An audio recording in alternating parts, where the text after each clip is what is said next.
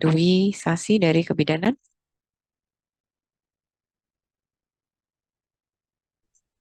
Izin menjawab dok untuk kelompok profesional kesehatan yang ada di Indonesia seperti contohnya ada tenaga medis seperti dokter, dokter spesialis, dokter gigi dan juga untuk tenaga keperawatan sendiri seperti contohnya perawat, lalu ada tenaga dari kefarmasian seperti contohnya ada apoteker. Mungkin seperti itu dok.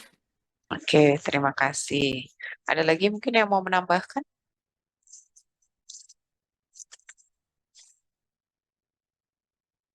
Tenaga kesehatan lain yang belum disebut sama Dwi tadi. Silakan. Yang dari kedokteran boleh. Ya, Izin dokter, ya, silakan Nadia. sebelumnya izin perkenalkan diri, nama saya Dizelianti dengan NIM 169. Izin dokter, izin untuk menjawab, untuk selain dari profesional kesehatan yang telah disebutkan oleh Irfan tadi, ada lagi yaitu ada dari sanitarian atau tenaga kesehatan lingkungan, lalu ada fisioterapis, terapis okupasi, terapis bicara, lalu ada tenaga laboratorium medis ataupun radiografer. Izin dokter, terima kasih dok. Oke, ya. Terima kasih Nadia. Ada lagi mungkin yang mau menambahkan yang belum disebut?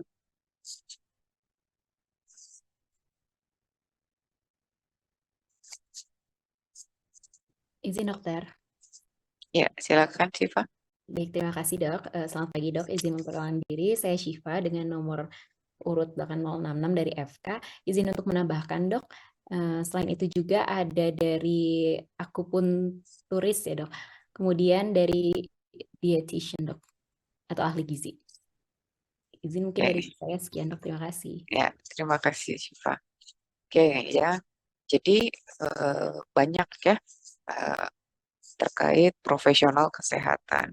Nah, kalau misalnya nih, eh, mungkin kalau yang banyak berinteraksi atau yang banyak jumlah profesional kesehatan, mungkin di rumah sakit ya, nah, pasti pelayanannya banyak. Kalau di puskesmas, kira-kira yang berinteraksi nih profesional kesehatan apa aja sih?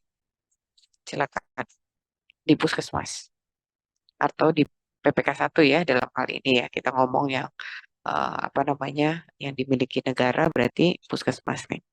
Coba profesional kesehatan apa aja? Reki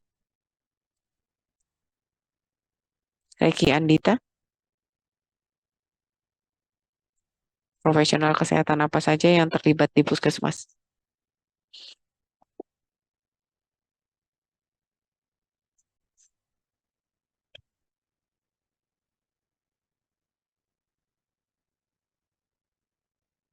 Mana Rekinya hilang?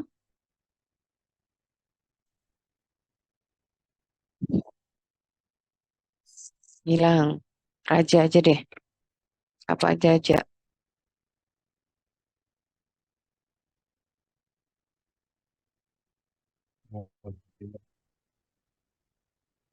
Suaramu kecil ya? Nggak kedengeran. Di saya mah nggak ada. Iya dokter. Ya, Eh, pernah ke puskesmas nggak? iya dok. Nah, Ada. apa aja kira-kira yang ada di situ? Yang pertama mungkin ada dokter umumnya dokter. Yang Terus, pasti ada dokter umum, lalu apoteker, mungkin ada beberapa yang ada bidan dan nurse-nya paling dok. oke. Ada lagi mungkin yang mau menambahkan? Yang belum disebutkan sama Raja?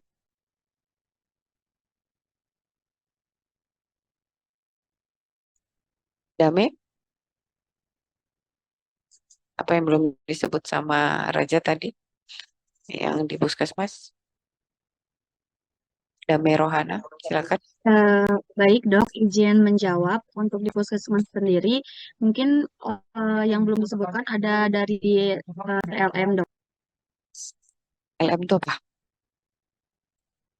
Izin dokter teknik laboratorium medik. Oh, TLM. Oke, TLM yang membantu terkait laboratorium ya, laboratorium sederhana yang bisa dilakukan di puskesmas. Oke, ada lagi mungkin yang belum disebut? Izin dokter. Ya, Izin dokter, sebelumnya izin ini nama saya Muhammad Ahmad Sofiki dengan NIM akhir 154 dari FK dok. Mungkin tenaga administrasi mungkin dok, tenaga administrasi seperti petugas rekam medis, kemudian juga ada petugas IT yang mengatur sistem informasi kesehatan, dan juga yang paling penting mungkin tenaga sopir ambulan dok. Mungkin sekian dok dari Akmal. Terima kasih dok. oke. Nah, kalau supir ambulan itu termasuk profesional kesehatan bukan, Akmal? Eh, Mungkin bukan profesional kesehatan dok, tapi membantu profesional kesehatan yang lainnya dok. Oke, ya, balik lagi kemarin terkait ciri dari profesi ya. Berarti ada apa? Ada badan ilmunya ya. Itu. Jadi kalau terkait apa namanya driver ambulan, kalau di Indonesia mah tidak ya.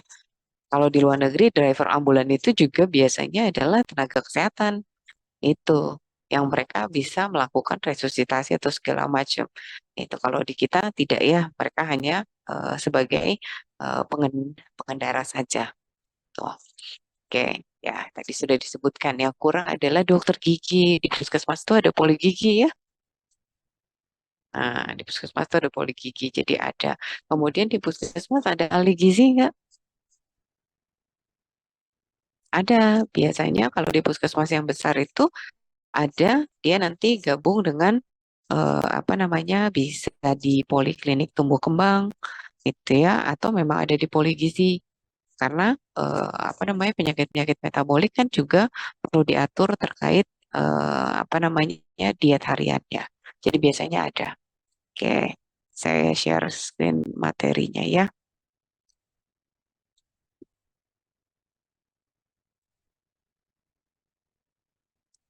Sudah kelihatan?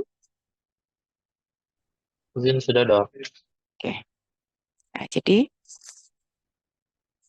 di sini sasaran belajarnya memahami terkait konsep profesi, gitu ya, konsep profesionalisme, jenis-jenis profesional kesehatan yang tadi sebagian besar sudah disebutkan. Kemudian yang berikutnya adalah memahami peran itu dalam pelayanan kesehatan. Ya, oke. Jadi kalau kita lihat apa itu profesi, nah lihat deh, ini profesi nggak? Ada di sini dari kalian yang juga berprofesi ceritanya di media sosial sebagai selebgram, ada? Ada nggak?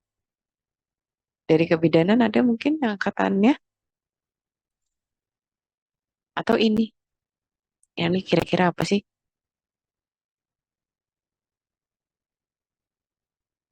Yang laki-laki biasanya tahu. Ini apa, Akmal? Kalau lihat dari gambarnya kira-kira IT dokter. IT. IT apa-apa? Tuh, Raja yang mungkin tahu tuh. Apa kira-kira aja kayak begini. Programmer dok. Programmer. Eh, kalau yang lainnya nggak harus sekolah, kira-kira apa? Banyak ya yang sekarang bisa menghasilkan uang. Contohnya adalah gamer aja bisa menghasilkan uang ya. Sampai ratusan juta ya. Itu. Jadi kita lihat lagi perbedaan antara profesi dengan pekerjaan. Ya, kalau yang tadi dua-duanya menghasilkan uang nggak? Ya, mau dia sebagai tadi gamer atau misalnya programmer atau misalnya hacker itu ya, dan juga selebgram atau apa namanya, blogger gitu ya. Kalian bisa nggak jadi itu semua? Bisa nggak? Bisa ya. Kalau bisa membuat konten yang bagus, yang menarik, bisa dapat uang ya, tanpa harus sekolah kan. Yang penting punya gadget yang mumpuni kan. Itu sama kayak ide kreatif.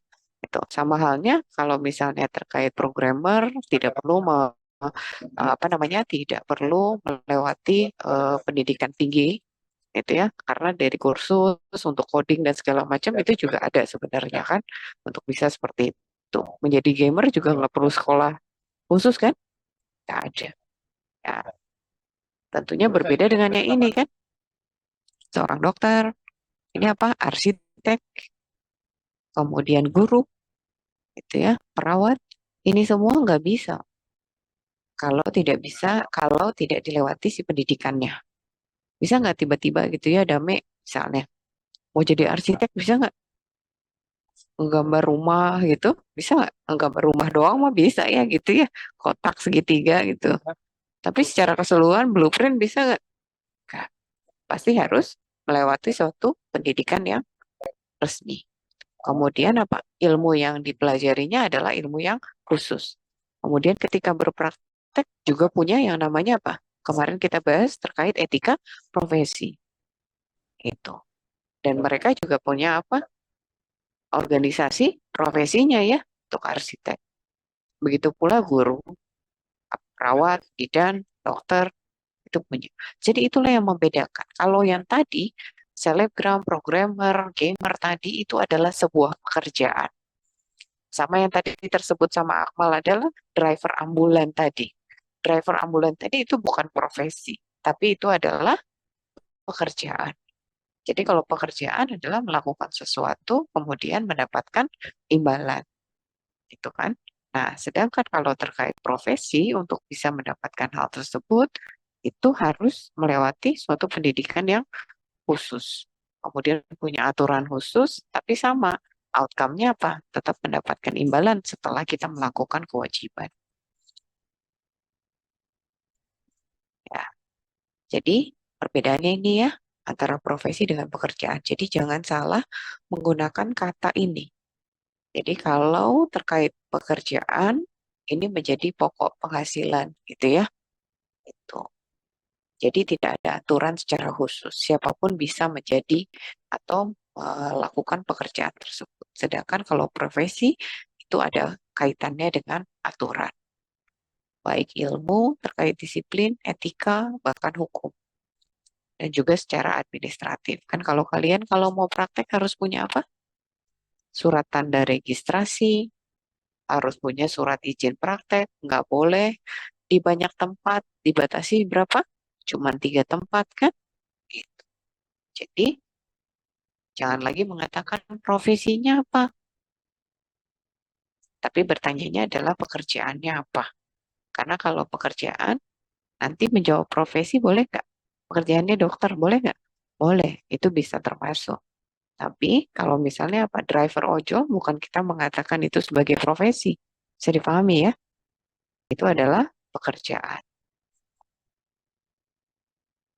Ya, jadi profession itu asal katanya adalah dari bahasa Latin professio, itu ya, artinya adalah deklarasi publik, ya, deklarasi publik atau dalam hal ini berjanji untuk memenuhi kewajiban,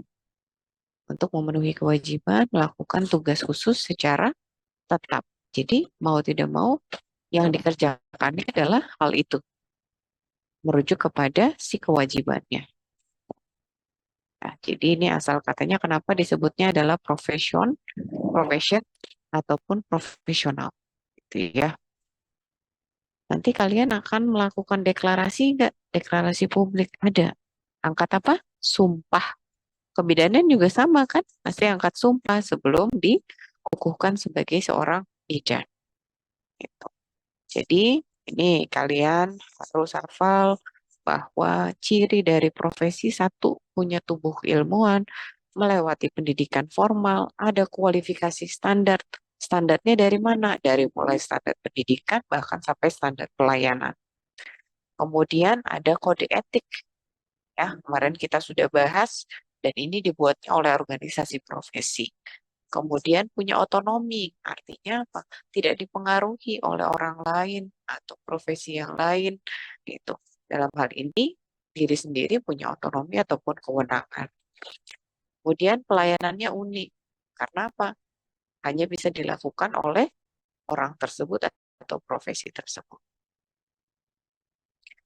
Oke, jadi by definition, di sini kalian harus bisa membedakan antara profesional dengan profesionalisme. Kalau profesional, lihat yang di highlight. Profesional itu adalah personnya, sosoknya. Ya, sosoknya yang memiliki keahlian, kepandaian untuk menjalankan tugasnya. Sedangkan kalau profesionalisme itu adalah terkait quality atau mutu. Berarti apa? Apa yang dinilai ada si profesional tadi. Ya. Jadi profesionalisme itu merujuk kepada ciri dari profesi tersebut yang harus dilakukan oleh si profesional tadi. Jadi kalau profesionalisme ini dinilai dari orang lain. Ya, oke. Jadi di sini yang saya quotes ya, professional is not a label you give yourself. It's a description you hope others will apply to you. Jadi pasti yang menilai adalah orang lain kalau profesionalisme. Jadi terkadang mungkin kalau ada sekarang ada tuduhan terkait dokter melakukan malpraktek, mereka pasti akan mengatakan dokternya nggak profesional, gitu, atau profesionalismenya buruk. Nah, konteksnya adalah terkait quality atau mutu tadi. Apa yang dilihat dari mulai tingkah lakunya, gimana dia berinteraksi dengan pasien, kemudian bagaimana dia menerapkan keilmuan atau dalam hal ini disiplin, dan mematuhi terkait aturan-aturan yang memang mengikat si profesi tadi. Tentu melihatnya dari situ. Nah, ini contoh. Profesinya adalah lawyer. Lawyer itu adalah profesi. Ingat tadi 6 ciri tadi. Mereka harus sekolah khusus kan? Apakah dengan sarjana hukum tadi sudah bisa jadi lawyer? Belum. Mereka harus ngambil profesinya tadi, harus ngambil license-nya. Gitu. Ya. Jadi apa? Specialty-nya adalah terkait litigation. Kemudian terkait hukum. Mereka punya domainnya sendiri. Kemudian ada etikanya nggak ada terkait kerahasiaan klien, kemudian terkait apa namanya pembelaan terhadap klien, itu. Kemudian pencarian bukti-bukti juga harus legal, nggak boleh secara ilegal. Nah, itu mereka juga punya. Sama juga di kita di tenaga kesehatan ataupun tenaga medis juga seperti itu. Kemudian terkait profesionalismenya yang dilihat dari luar, mereka punya satu outfit yang menunjukkan dia, itu ya. Sama halnya dengan kita kan, bidan juga sama, pakai bajunya apa? Biasanya putih ya, seragamnya. Saya seperti itu. Kemudian dokter juga sama, nggak ada pakai snelly atau jas, gitu ya. Atau tenaga kesehatan, tenaga medis sekarang mostly mereka menggunakan scrub. Ini full aja Pak. Kemudian profesionalismenya terkait confidentiality sama juga kita seperti itu. Kemudian ada harga atau dalam hal ini penghargaan terhadap jasa itu juga sama. Ya. Jadi kalau kita lihat profesionalism itu lebih ke arah behavior, kalau specialty-nya atau kemampuannya itu lebih ke arah aktivitasnya dia atau melakukan apa profesi tersebut. Ya. Jadi kalau kita lihat dari keilmuan, dari keterampilan, kemudian standar profesi yang harus dilakukan, dan juga kode etik, ini akan menghasilkan profesionalisme. Bisa dipahami ya? Itu. Jadi profesionalisme itu bukan hanya terkait tingkah laku, tapi terkait keilmuan dan juga skill tadi, itu juga pasti akan dilihat. Ya. Jadi kalau profesionalisme medis tentunya adalah kita melihat kepada orang-orang yang memang mengabdikan diri di dunia medis atau di dunia kesehatan. Sikap profesionalnya itu dibentuk dari terkait tadi pengetahuan, keterampilan yang memang didapatkan dari suatu proses khusus, itu pendidikan, itu dan memerlukan apa tadi? Kewenangan. Karena itu adanya di standar profesi. Standar profesi tadi mundur ke belakang ada di standar kompetensi ketika kalian lulus apa yang boleh dilakukan, apa yang tidak boleh dilakukan terkait batasan. Di kebidanan juga sama kan ada level-levelnya ya. Dimana kalau level 4 boleh melakukan seluruhnya atau bisa ditangani. Tapi kalau misalnya level 3 itu kalian apa? Tangani awal kemudian rujuk. Itu juga sama. Berarti ada batasan. Nah, di sini seorang profesi kesehatan itu punya tanggung jawab ya. Tanggung jawabnya apa? Mulai dari kompetensi profesional yang tadi saya sampaikan. Kompetensi profesional, kemudian ada kewajiban terhadap pasien, kemudian kewajiban terhadap apa namanya institusi kesehatannya dalam hal ini. Kemudian ada kewajiban secara global yaitu meningkatkan kualitas perawatan itu. Nah, jadi ini adalah tanggung jawab yang besar. Jadi ketika kalian memilih untuk menjadi seorang profesional kesehatan, tugasnya besar, ya. Tanggung jawabnya juga banyak. Dan ini bukan sesuatu yang mudah. Makanya penghargaan terhadap kalian tentunya harus jauh lebih baik gitu ya. Tapi yang kita lihat sekarang sepertinya agak tersingkirkan ya dengan adanya BPJS, kemudian dengan segala aturan yang itu apa namanya sedikit mengekang gitu ya. Harusnya kita bisa melakukan tata laksana terhadap pasien misalnya A, B, C, tapi dengan adanya aturan tadi misalnya cuma A sama B misalnya. Itu terkadang itu juga menyulitkan bagi tenaga kesehatan. Sudah kedengaran? Oke, didengarkan dulu. While defining it can be challenging, the importance of professionalism is indisputable. The RCDSO Code of Ethics states that dentists should commit to the highest level of professionalism. Trust is the foundation of a successful patient-dentist relationship. Patients' level of confidence in practitioners determines whether they will regularly seek dental care. A patient who believes a dentist is honest is more likely to accept the dentist's treatment recommendation than one who is concerned the plan may be financially motivated. Similarly, patients are more inclined to discuss personal health information with dentists who appear confident and professional. Professionalism also means maintaining appropriate and dignified boundaries with patients. Practitioners should avoid allowing their personal interests to cloud their clinical judgment. Here are some foundational do's and don'ts of professionalism in dentistry. Do: be truthful, courteous, and respectful toward patients at all times. Listen to patients and be empathetic. Get to know the needs, desires, and priorities of your patients. Maintain clinical competency. Understand and follow the rules that apply to the profession. Be accountable for services provided under your direction. Dress professionally and ensure office staff does the same. Recognize your limitations and refer patients to others when appropriate. Establish boundaries between your professional and personal social media presence. Don't overshare details of your personal life with patients. You should be focusing on the patient, not yourself. Guarantee or promise a result. Regardless of skill, things may not always go as planned. Overstate or embellish qualifications. Patients will feel betrayed if they think you have misled them. Gratuitously criticize other dentists' work. When patients hear dentists putting down colleagues, they may lose faith in the profession as a whole. Routinely keep patients waiting. You may be busy, but so are many of your patients. Be oversensitive about second opinions. Other dentists will sometimes disagree with you. Don't take it personally. Unprofessional conduct by dentists can shake the public's trust in the entire profession. Dentists should challenge themselves and their colleagues to demonstrate professionalism in every aspect of their practice. Not only is this any healthcare provider's obligation, it is also just good business. For helpful resources and information, please visit www.rcdso.org. Oke, tadi saya ambil contoh adalah dentist ya atau dokter gigi.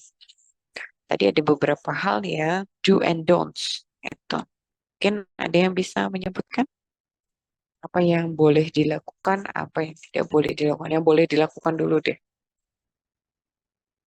Karena hampir sama ya, tenaga kesehatan ataupun tenaga medis lain. Silakan.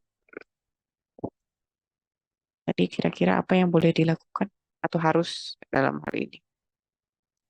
Amelia Fitriani, oke, tadi apa yang boleh dilakukan?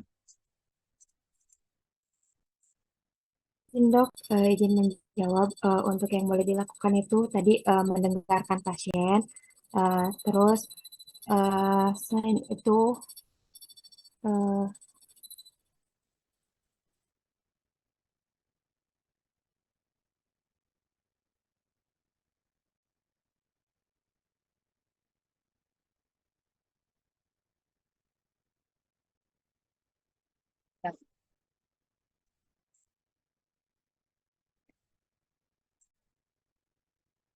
Ya, mungkin yang lain.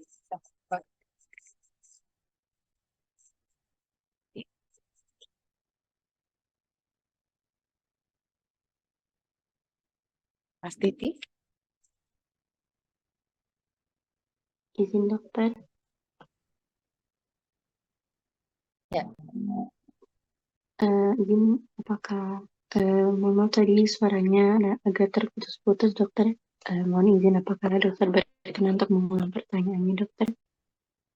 Yang harus dilakukan menurut video tadi apa? Yang dulu. Hmm.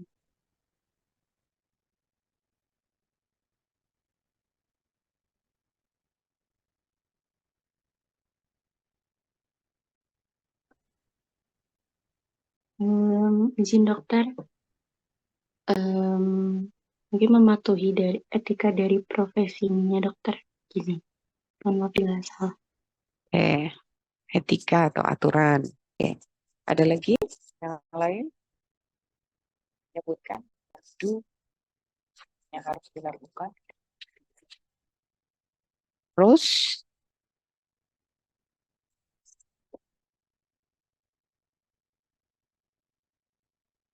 masih di mute terus Rosmailisna. Izin dokter, yang tadi yang boleh dilakukan itu mendengarkan keluhan dari pasiennya, terus mungkin untuk melakukan pekerjaannya itu harus sesuai dengan aturan. Kalau yang nggak boleh dilakukan apa tadi? Silakan yang mau menyebutkan. Itu yang harus dilakukan. Kalau yang nggak boleh dilakukan apa? Silakan. Izin yang tidak boleh dilakukannya itu seperti oversharing, terus juga tidak tepat waktu, dokter. Oke, oversharing information sama tidak tepat waktu. Oke, terima kasih. Mungkin ada yang mau menambahkan? Debbie Yunia Rizky, yang nggak boleh dilakukan apa, Deb?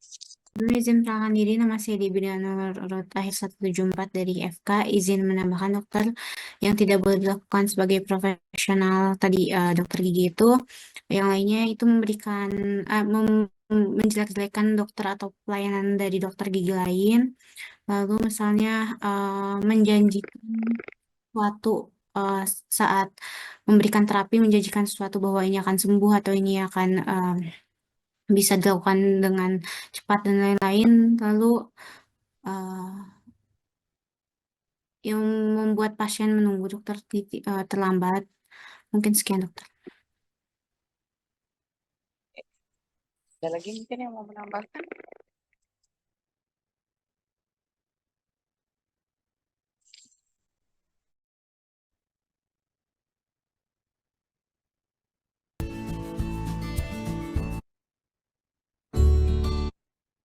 Ya, ini yang harus dilakukannya tadi, do, jujur, truthful kan tadi ya, truthful atau jujur, artinya nggak boleh berbohong. Nggak boleh berbohong dalam hal ini apalagi untuk mendapatkan keuntungan pribadi tadi ya. Tuh, kemudian dengarkan pasien tadi udah disebutkan. Dalam hal ini tunjukkan empatinya, artinya tolong letakkan dulu lah handphonenya, kemudian letakkan dulu alat tulisnya, dengarkan dulu ketika kita mau mencatat, kita bilang, Bu, saya sambil mencatat ya, supaya apa? Pasien merasa dia diperhatikan, gitu ya, nggak dicuekin, cuma nulis doang. Kemudian yang namanya komunikasi tentu harus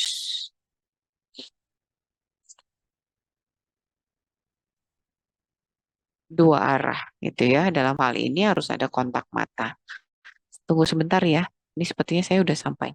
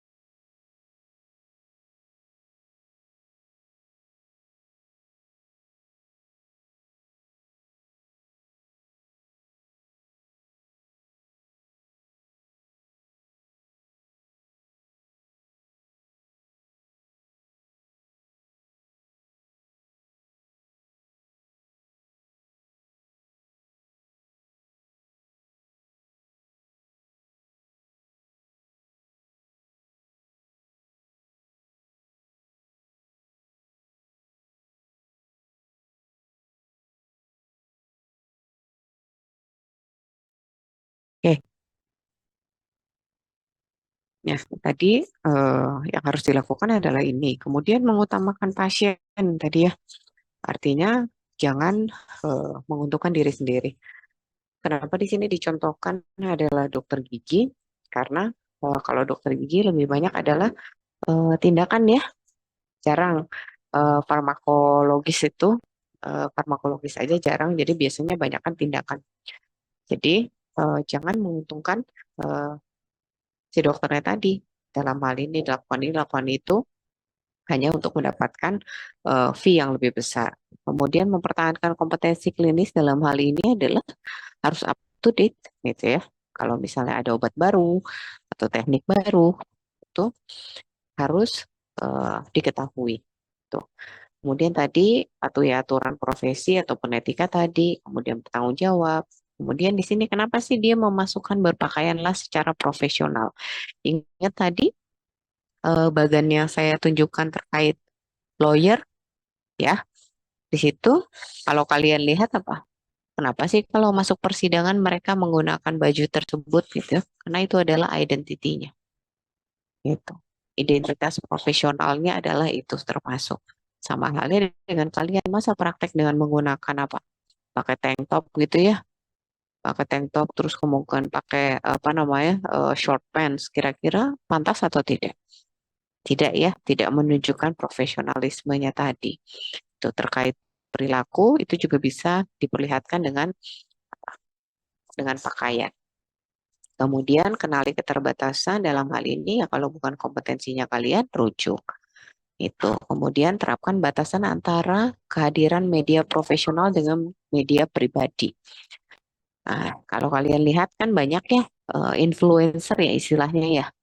Ya, influencer kita lihat di mana media sosial mereka ada yang memberikan edukasi gitu ya, ada yang memberikan edukasi terkait kesehatan. Nah, kalau misalnya mau membuat itu, pisahkan antara account pribadi dengan account profesional. Nah, kalau kalian lihat nih, mungkin kalau di Instagram contoh ya, ataupun di TikTok gitu ya, promosi klinik gigi itu banyak ya, bahkan sampai ada diskon, kemudian bisa ada cashback, kemudian nanti apa namanya terapi-terapi tertentu, apalagi konteksnya adalah praktek gigi yang estetik. Nah, itu klinik-klinik estetik juga sama. Nah, itu harus dipisahkan antara media profesional dengan media pribadi. Nah, ini juga masuk nanti kaitannya sampai seberapa jauh sih saya boleh mempromosikan diri saya sendiri itu di media sosial untuk praktek. Nah, itu juga ada batasan-batasannya. Ya, jadi ini tadi kita udah bahas terkait tenaga medis dan tenaga kesehatan. Kemarin saya udah sampaikan yang namanya tenaga medis itu dokter dengan dokter gigi. Tenaga kesehatan adalah yang lain-lain yang tadi di awal apa namanya yang sudah kalian sebutkan. Itu ya. Konteksnya apa? Dalam hal ini adalah pasti semuanya mengabdikan diri dalam bidang kesehatan. Tuh. Nah, kalau untuk tenaga kesehatan ini sama yang tadi yang saya sampaikan definisinya berdasarkan Undang-Undang Kesehatan. Nah, ini contohnya ya banyak nih. Ini apa namanya merujuk kepada undang-undang yang lama ya di 2014 tentang tenaga kesehatan. Di sini ada yang namanya psikolog klinis. Ada yang pernah dengar istilah psikolog klinis? Psikolog klinis itu dia kerjanya biasanya di rumah sakit. Nah, jadi kalau psikolog klinis biasanya boleh memberikan ada resep tertentu itu ya. Sama gitu sama psikiater beda. Ya, konteksnya beda. Psikolog klinis itu memang juga bisa merawat pasien, tapi dia kewenangannya tidak sama dengan psikiater. Kemudian ada tenaga keperawatan tadi, ada yang perawat vokasi, ada juga yang nurse spesialis ya. Jadi keperawatan juga bisa ambil spesialistik S2-nya. Itu spesialistik apa? Bisa nurse yang apa namanya terkait kedaruratan medik ada. Kemudian nurse yang apa namanya spesialistik untuk paliatif itu juga ada. Itu untuk kebidanan ada yang vokasi, ada yang profesi. Nah, kalau yang teman-teman yang di sini ini semua adalah profesi ya karena S1 kan. Tuh. Kemudian ada tenaga kefarmasian tadi, ada apoteker spesialis juga ada. Ya, kemudian kalau apoteker di rumah sakit itu ada apoteker klinis yang memang dia kerjanya bukan di bagian farmasinya, tapi dia beredar di bangsal rawat itu untuk melihat apakah penerapan obat-obatannya itu sudah sesuai atau belum yang diberikan oleh dokter dan juga perawat. Kemudian ada tenaga kesehatan masyarakat, ini ada ya, yang di Fitkes ini ada profesi tenaga kesehatan masyarakat. Itu di dalamnya ada nanti jadi epidemiolog, kemudian sekarang yang lagi naik daun itu adalah promkes, promosi kesehatan, itu kemudian ada juga yang terkait kebijakan kesehatan. Nah, kemudian yang berikutnya ada CASLING, itu ya, kesehatan lingkungan, terkait sanitasi, ataupun entomolog, dalam hal ini untuk promotif kesehatan. Kemudian tadi sudah disebutkan dietitians, gitu ya, bisa disebut dietitian, ada nutritionist, itu sama. Kemudian ada tenaga terapi atau fisioterapi, tadi disebutkan. Ada terapi okupasional, ada wicara, ada juga tadi akupuntur ya, sudah disebutkan. Kemudian ada tenaga keteknisian medis, tadi sempat disebutkan juga, yaitu apa, perekam medis atau terkait informasi kesehatan. Itu nggak bisa diurusin sama bidan sama dokter, pasti harus ada orang yang menata rekam medis tadi secara baik. Kalau kita lihat di poli gitu ya, kalau rekam medisnya nggak jalan, dokternya nggak bisa praktek. Gimana caranya dia melihat tata laksana yang sudah pernah dia berikan sebelumnya? Ya, meskipun itu adalah menjadi kewajiban dokter atau perawat ataupun bidan ketika melakukan apapun itu harus dicatat di rekam medis. Itu kalau sekarang lebih ke arah rekam medisnya adalah secara elektronik, berarti juga melibatkan bukan hanya terkait rekam medis, tapi juga ahli teknologi kesehatan gitu ya. Teknologi dalam hal ini tim IT-nya juga sama. Tuh. Kemudian ada juga teknisi kardiovaskular gitu ya. Yang ini nanti biasanya mendampingi dokter jantung di klinik khusus jantung, biasanya yang melakukan pemasangan kateter atau angiografi dan segala macam. Kemudian ada teknik biomedik yang biasanya kalau kalian mau ronsen biasanya dibantu ya, ada namanya radiografer atau yang membantu USG namanya sonografer itu, atau tadi TLM, teknologi laboratorium medik itu yang nanti menjadi analis kalau dulu disebutnya seperti itu. Kemudian kalau untuk gigi juga ternyata dibantu nih, ada yang namanya ortotik prostetik yang dia membuat gigi palsu itu. Yang membuat gigi palsu. Kemudian di sini juga diakui terkait tenaga kesehatan tradisional. Ya, yaitu apa?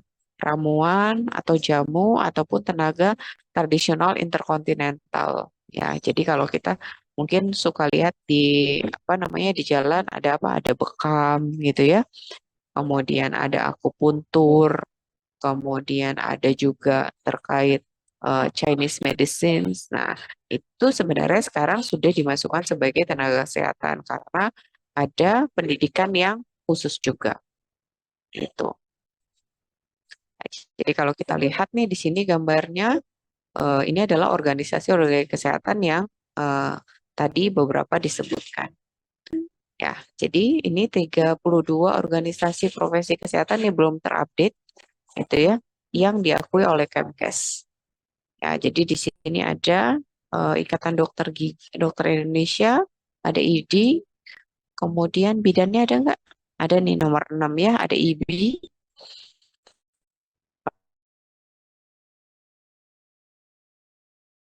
adalah yang ID ya, 43. Ini ada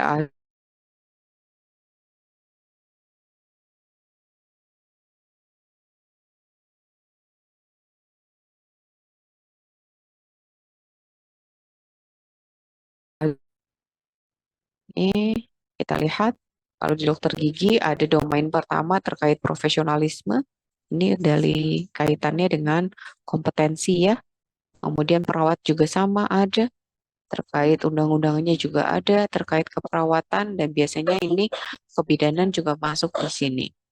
Kemudian ada teknisi gigi, ini di dalam profesinya itu diatur oleh Kementerian Kesehatan juga. Jadi aturan tadi bukan hanya berasal dari organisasi profesi, tapi juga berasal dari negara yang mengatur tenaga kesehatan tadi. Ya, jadi kalau kita lihat ini di dietitian juga sama. Semuanya ada, hampir sama, profesionalitas yang luhur. Kemudian harus ada komunikasi. Kemudian ada terkait keilmuan. Jadi itu sebenarnya sama antar satu profesi dengan profesi yang lain. Gitu.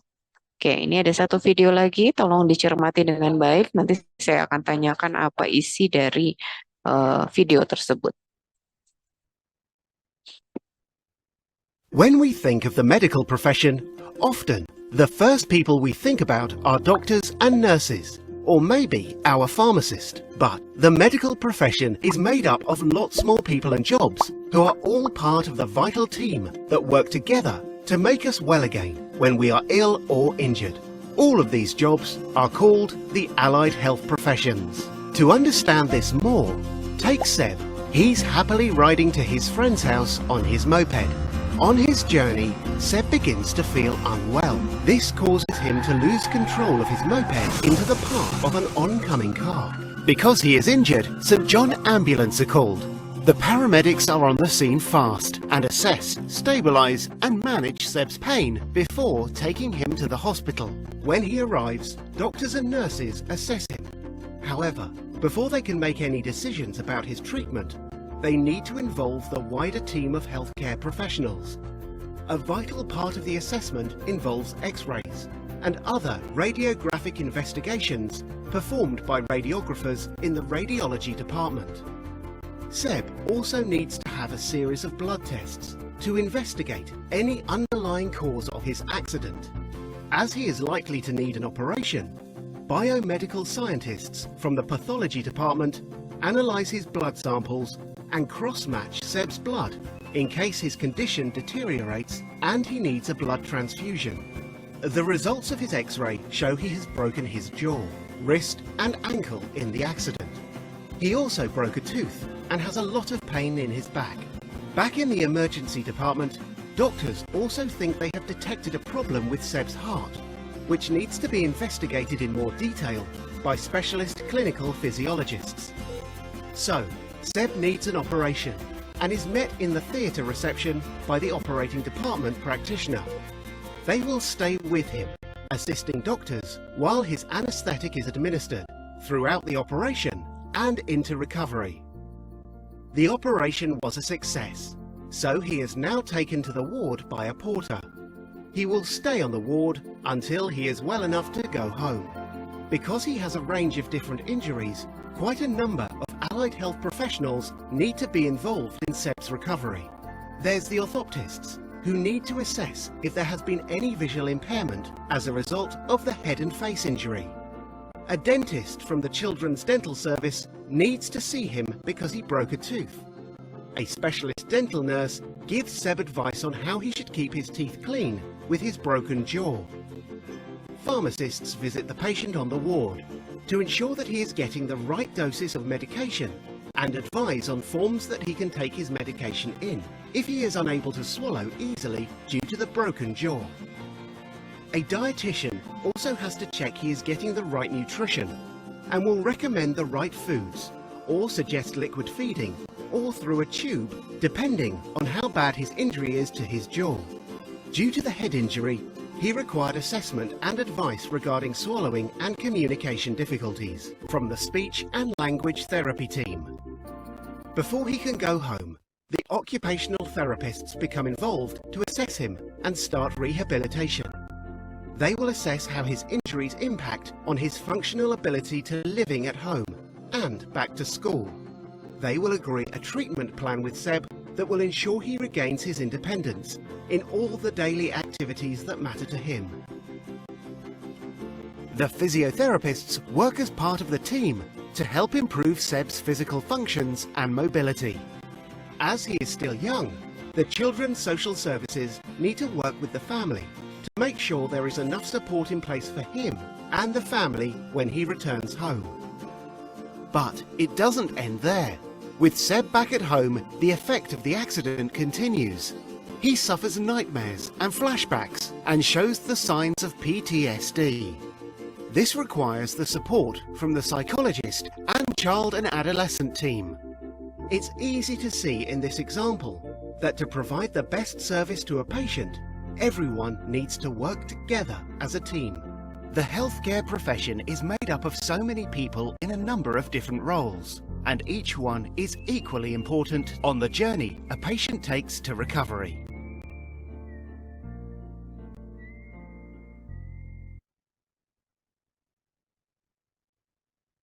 Oke, bisa dipahami videonya? Oke, ada berapa tenaga kesehatan sih yang terlibat di situ? Tenaga kesehatan ataupun tenaga medis. Yuk, siapa mau jawab? Gafar.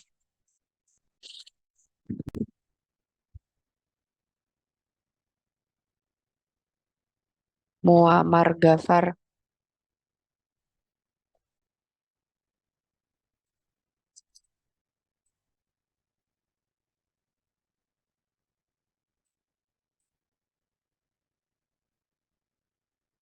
Kedengeran nggak suara saya?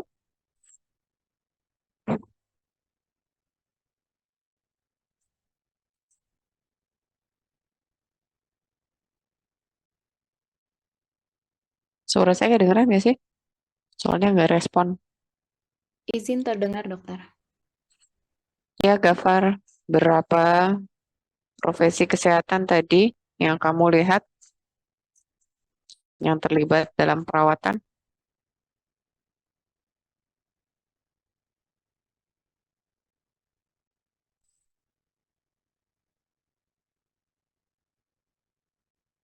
Ini saya lihat orangnya ada tapi nggak respon. Kalau dipanggil 3 kali nggak respon, berarti saya anggap nggak ada ya.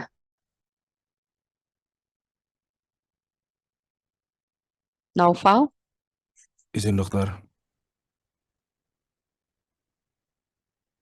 Ya, tenaga kesehatannya apa saja? Izin dokter, yang terdapat di video ada paramedis, lalu juga ada radiografer, lalu juga ada ilmuwan biomedis.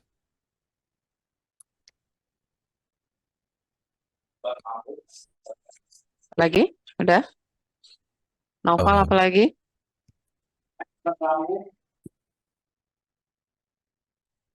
Naufal bisa nambahin tadi yang disebutkan sama Gafar?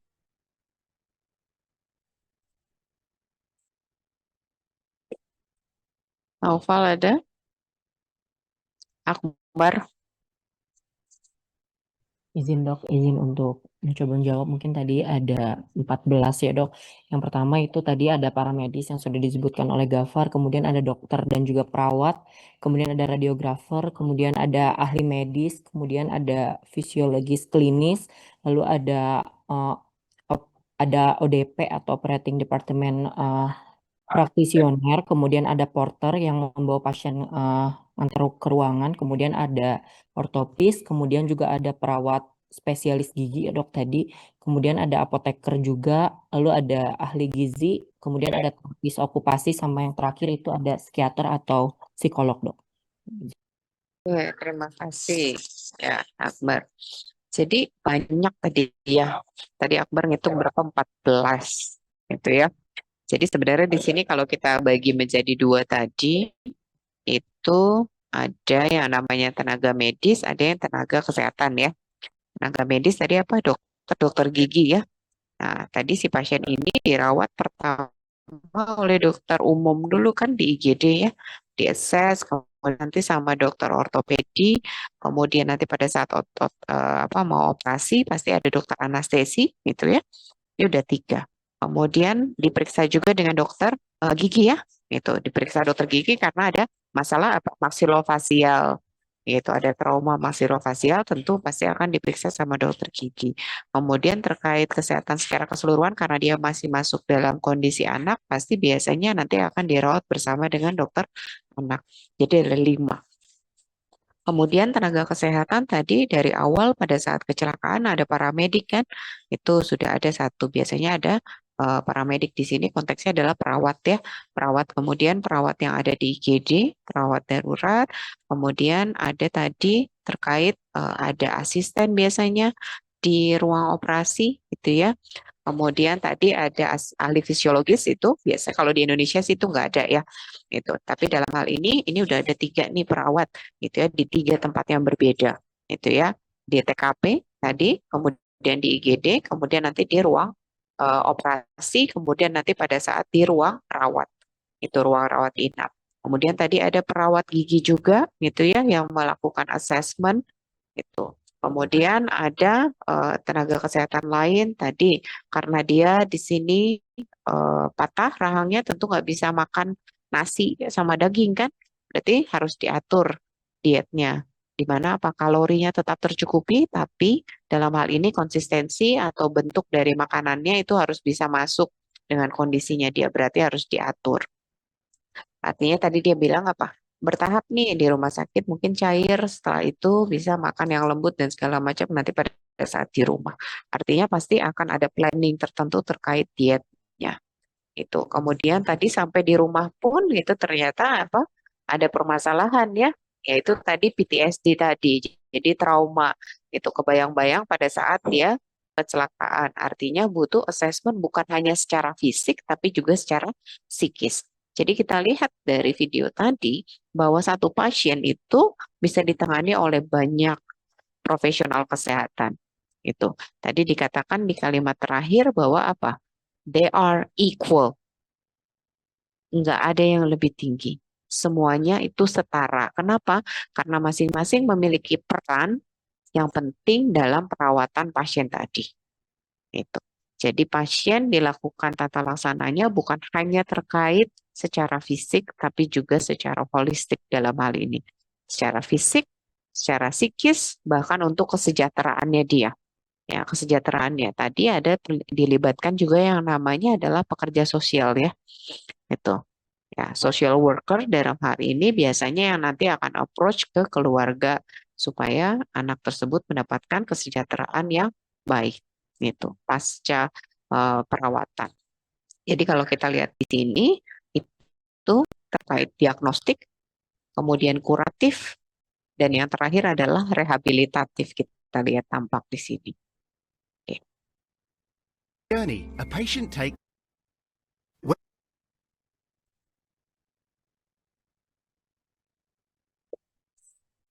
Jadi ini harus diperhatikan oleh kalian ya. Ini bukan hanya berlaku untuk dokter ya, tapi juga untuk bidan. Dalam hal ini yang dikatakan oleh Sir William Osler. Jadi dikatakan the good physician treat the disease, tapi the great physician treat the patient who has the disease.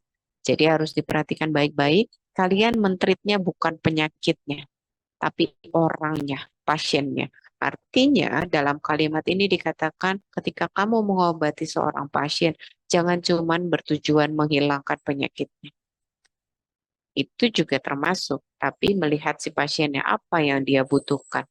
Terkadang sederhana, bukan hanya terkait dia butuh obat, tapi dia butuh untuk didengarkan. Terkait kebutuhannya. Ya, terkait untuk dimengerti apa yang dia inginkan. Jadi tidak selalu bahwa apa yang kita tetapkan sebagai tenaga kesehatan itu yang terbaik, belum tentu itu yang diharapkan oleh pasien. Oke. Saya rasa itu mungkin ada yang mau ditanyakan.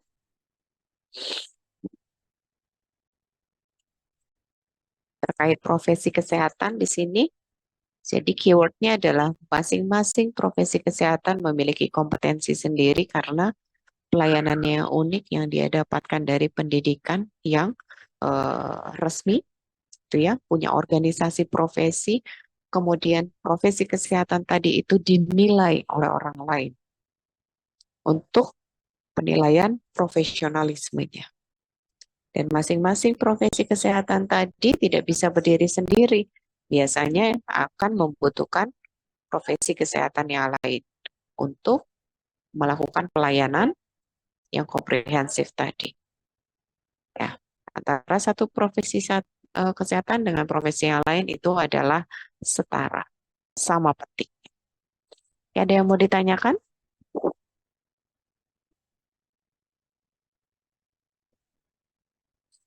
Nanti kalian akan belajar gimana cara berkomunikasi antara tenaga kesehatan, gitu ya. Jadi banyak ya tenaga kesehatan, dari satu pasien saja itu bisa ditangani banyak tenaga kesehatan ataupun profesi kesehatan lain. Kalau diam saja, saya anggapnya paham ya. Mudah-mudahan apa yang saya sampaikan bisa dipahami dengan baik dan bisa dimaknai untuk nanti ke depannya pada saat praktek bahwa masing-masing mereka itu memiliki peran. Gitu.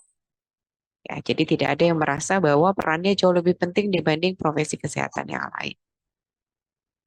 Oke, kalau tidak ada pertanyaan, mungkin saya akhiri. Terima kasih atas perhatiannya. Wabillahi taufiq wal hidayah. Wassalamualaikum warahmatullahi wabarakatuh.